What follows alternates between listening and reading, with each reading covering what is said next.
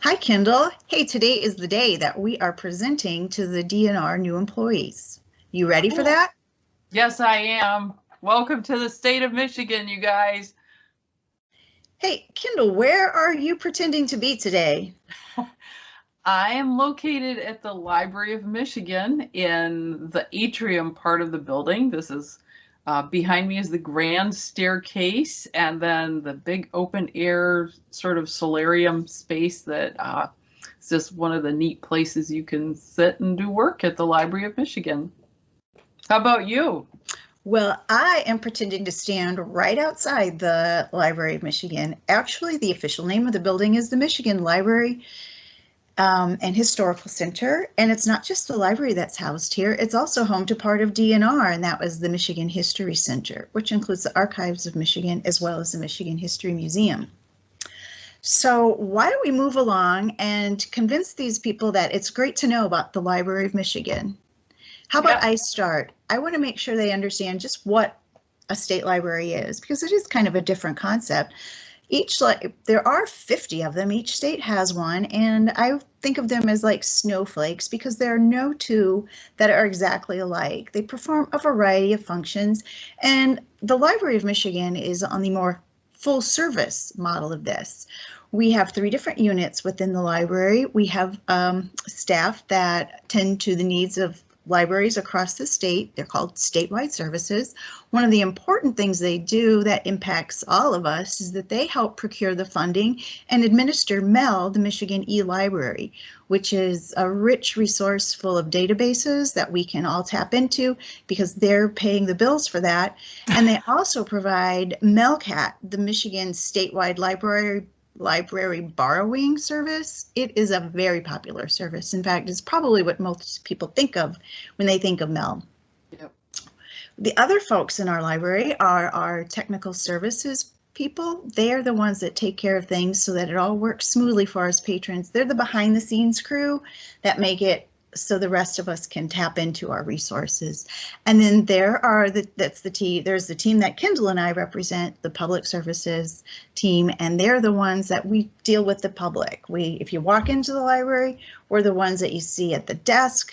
If you call the library, we're the ones that answer the phone. And if you send an email to the library, we're the ones that are going to respond.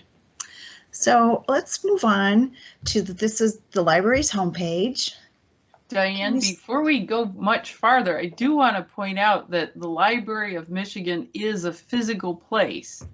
And even though we're doing all this stuff online these days, you can find the library at 702 West Kalamazoo Street in Lansing. So you could really go there eventually. Excellent point. And we do hope that that is sometime in the not too distant future. Oh, another thing I always like to boast about the Library of Michigan is that we have been around since 1828, which puts us in territorial days. So I think we've got longevity speaking on our behalf. So are you ready? Should we go onward to the Library of Michigan's homepage? Let's do it. Okay. Are you seeing that on your screen, Kendal? Yep, I am. Okay.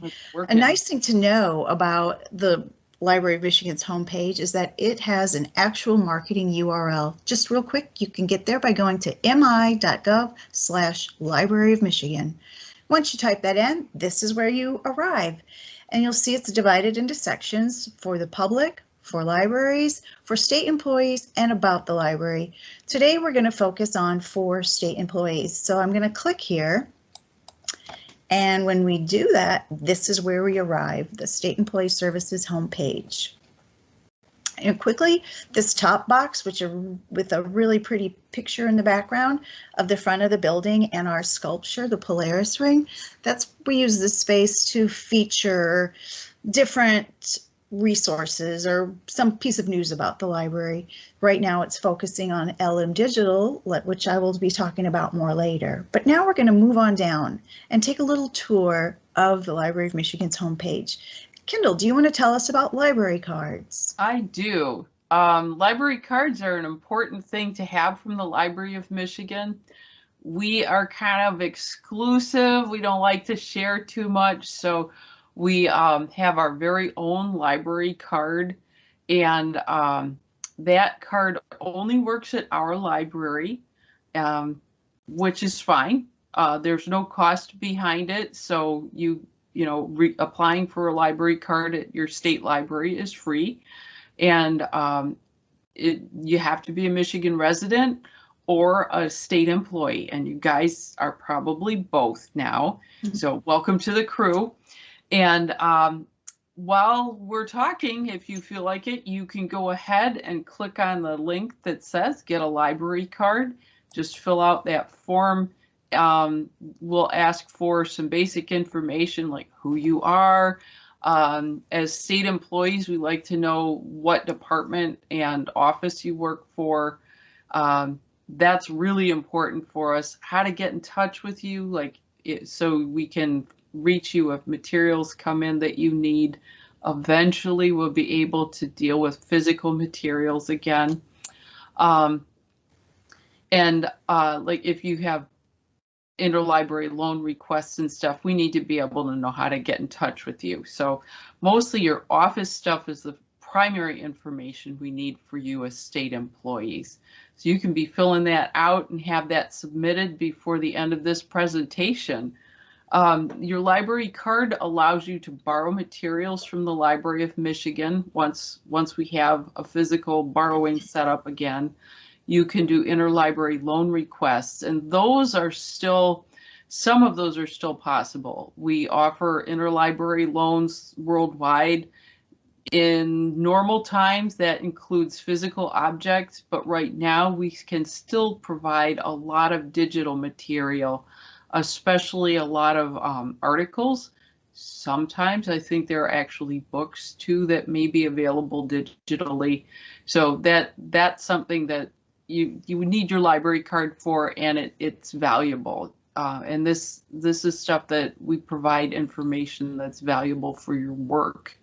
Not only just, this isn't just a public library. We're open to the public, but we focus on state employee work in the history of Michigan. Let's see. I think that's the main stuff I wanted to mention about your library card. You can also use that library card to borrow things through mail, but right now it's not working for Library of Michigan patrons because we are not loaning things through mail. So Diane, could we go to the use library materials page? Sure. I do want to highlight one more thing on this page. Yes. And that is the access online resources. Yes. Remotely, because right now that is a key component of our services to state employees. Right. And Diane will be going over the list of databases that you can get to with your library card login that you wouldn't be able to get to any other way. Okay, so back to our page, and here's the use library materials page. Yeah. So this page covers a few things: how to use our catalog, and eventually you will need to be able to use the catalog again. There are a few electronic books that are listed in the catalog that you can actually get to without coming to the library, so it's worth taking a peek. Would you like me to open that, Kendal? Sure. So this is the home page of Answer, our library catalog. For some reason, it was a thing when electronic catalogs became widely used to name your catalog, and our catalog's name is Answer. You can do all the normal kinds of searches that you would do on any library catalog, and then there's some little bit fancier ways to slice and dice if you needed to. So it's a good place to explore. If you ever needed to find something and you're like, I am just not finding it, you can always contact us, and we'll go over contact information again later. Can we look at the PDL stuff, Diane? Sure, let me head on back.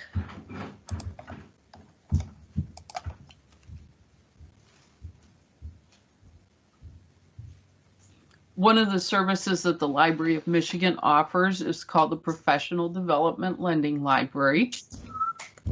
And this is a collection of materials that we have developed to go with and supplement materials for the Civil Service Commission's courses. They're professional development courses that are offered to state employees. Diane, can you take us to just the PDL, Sure. the materials page that covers PDL? Thanks. So this is on the Use Library Materials page, and there's a description of the Professional Development Lending Library. It also has links to how to borrow those materials. You can search them in Answer and just use a keyword search for Professional Development Lending Library. If you want to see everything that's in that collection, you can add those terms in with other searches. Like if you wanted to focus on team building, you could add Professional Development Lending Library and team building into your search. And that would just focus on those things. If you wanted to see what is available in the entire library collection related to team building, you can do that as well and just leave out Professional Development Lending Library. The PDL is what we call it, does really have a lot of materials in it that are worth reading, even if you don't take courses through civil service. All state employees will be receiving training on implicit bias soon, and we have just purchased a lot of titles related to that. And I think we did get 3 copies of each of those titles, so there are plenty to go around. Some other things in this collection include, we do have some videos and we have quite a few audiobooks. So if you like to just listen to things on CD, those are available too. Did I miss anything, Diane? I think those are the highlights, and maybe just mention where we were when I had clicked on that link. Sure, thanks. Mm-hmm.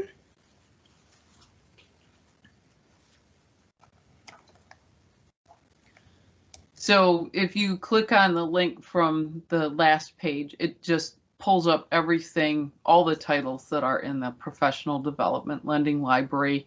If you just felt like browsing the whole thing, you could do it.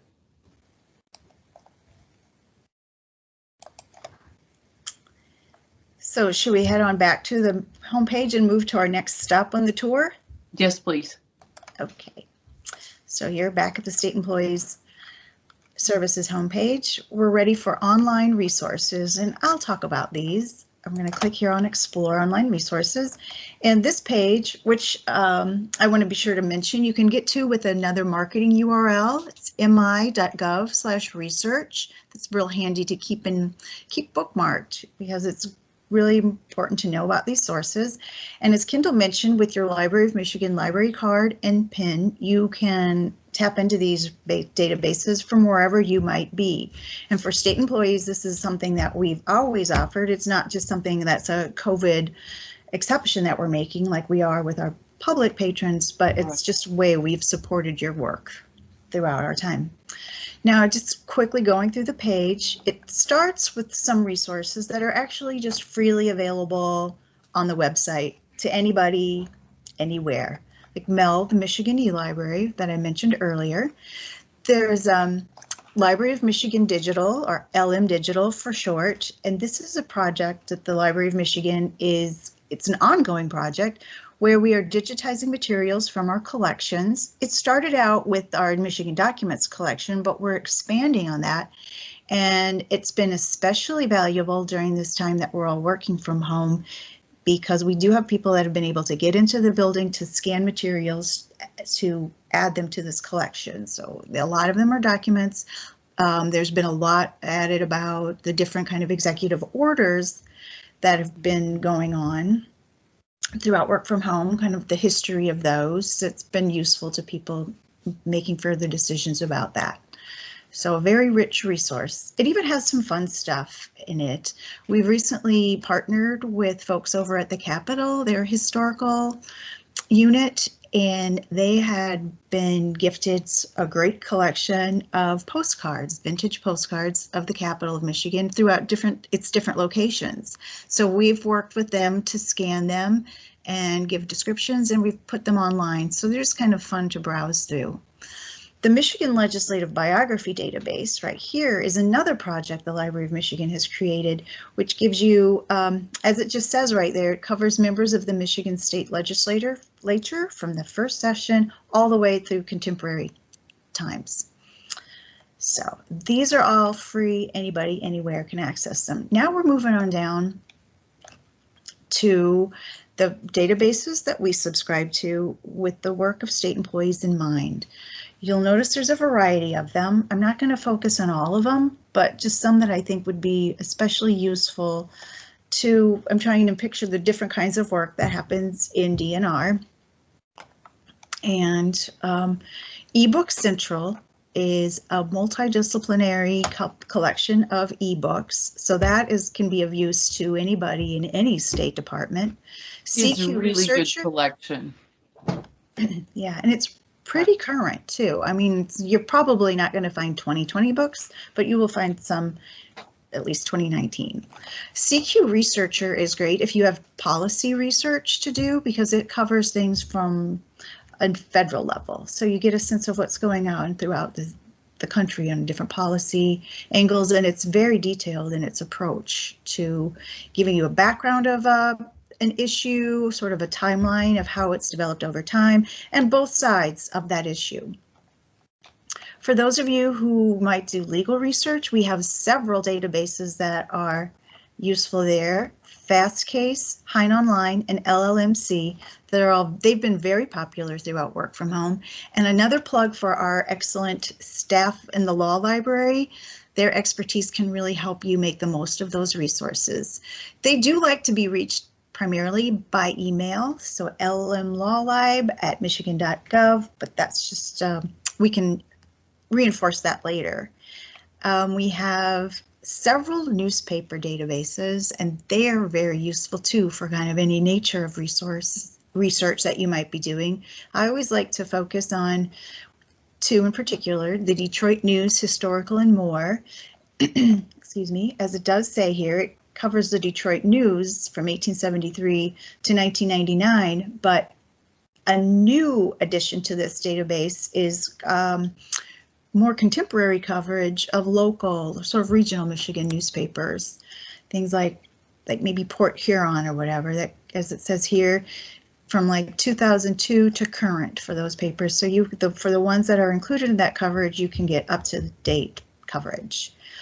And a venerable resource has been the Detroit Free Press Historical, 1831 to 1999. And since Detroit has been such a focal point of the state, it's a good place to find, even if you're researching other areas. It's possible that that topic might have been covered in the Free Press, and then that opens up date information that can then help you delve into our other newspaper resources. And ProQuest in general has a nice suite of information databases. Of course, as being part of the Department of Education, the education database is useful to us, and our public health folks use ProQuest Public Health, but there are others that might be useful to you as well. That is about what I have to say for the online resources page. Unless, Kendal, is it something you want to add? No, I use some of these databases a lot, though. The newspapers and the eBook Central are things that I use for my own research and work a lot. There's just a really good collection on this page, so I hope you find some time and look around, see what's there that might be useful for your own work. When you're ready, Diane, can we go to the Explore Research Collections page? I'll just go back here to that State Employees homepage and scoot on down here.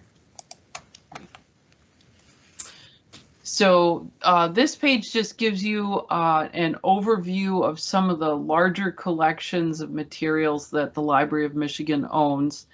And even though we're not dealing with physical collections right now, there are a couple sections on this page that I want to point out to you because they'll help you even with some of the digital stuff. So this first stop on this page, the newspaper collection. Thanks, Diane. Can you just go ahead and click on that? Great. This gives you an overview of our newspapers on microfilm, but a lot of this applies also to the newspapers that you could get to electronically. The newspaper family histories can be useful if you're having a hard time figuring out how newspaper titles are related to each other, especially going back farther in the past. Because a lot of times papers merged or split or changed names. So if you're trying to locate information from a particular town, from a particular time period, you might need to take a look at this. A little bit farther down is the newspapers on microfilm at the Library of Michigan. And I find this list really useful for a number of things. Not only does it tell what we have on microfilm, it's arranged by county and then the town that the newspaper was published in.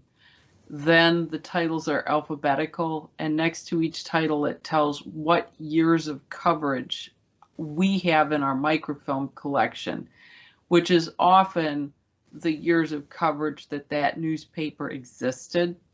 So that list is really useful for just helping you find what's the name of a newspaper that covers the time period I need to research in this particular location. That alone is just really, really helpful. And that information you can use for figuring out what paper you want in one of the databases as well. Because if you just do a broad search in some of the databases, you'll end up with just tons of useless information that's not going to help. You have to sort through all of that. If you can narrow down your search to a particular title of a paper, that's going to give you far more useful information and a lot less to slog through. So this is one of my most favorite pages on our website. I use this all the time. Diane, can we go back to the main page and then go to the law collection page, please?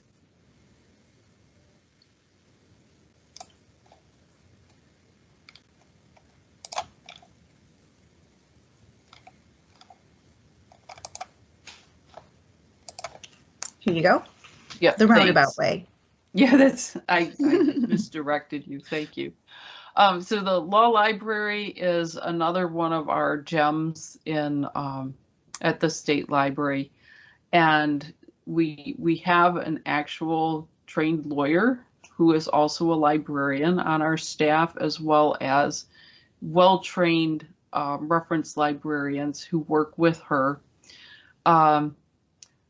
Because of the nature of the kinds of questions that they get and the level of detail that's involved with the questions, they really prefer that any reference requests, any information requests come to them as email or a letter. It's easy to miss details if things are just over the phone. They will take phone calls, but they really, really prefer it in writing. So this page gives you a good overview of some of the things that they have in the collection. If you need to do any law-related research, this is a good place to go first. And then it gives you information about how to reach them and when they're open and stuff. Do you have anything else you want to cover, Diane? I want to go back to the home page, the State Employees homepage, and scroll all the way to the bottom. Okay.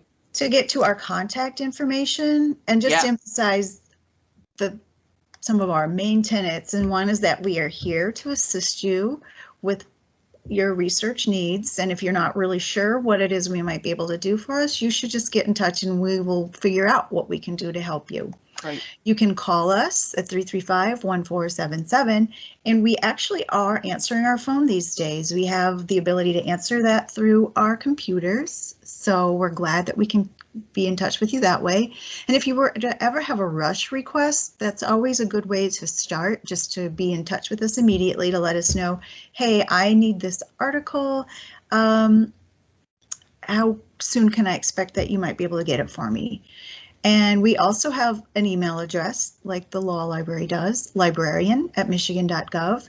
There are two of us who take turns monitoring that database, that inbox throughout the day. So it's not like messages are going to malinger there for days, but it could be a couple of hours. Say if I were checking that inbox today, I've been kind of busy doing this other project right now. So that's why giving us a call for a heads up is a really good way to get your rush requests. And you can email us, because then it's just convenient at your time. And just like with the law library, you can be very explicit about what you want and we'll have no doubts about it. So that is the main thing I wanted to point out here. One, that it's our job to help you. We really like to help you. And this is how to get in touch so that we can help you. That's it for me, Kendal. How about you? You said it all. Thanks, Diane. You're welcome. All right. Well, welcome to the state of Michigan. Happy days Right. at DNR.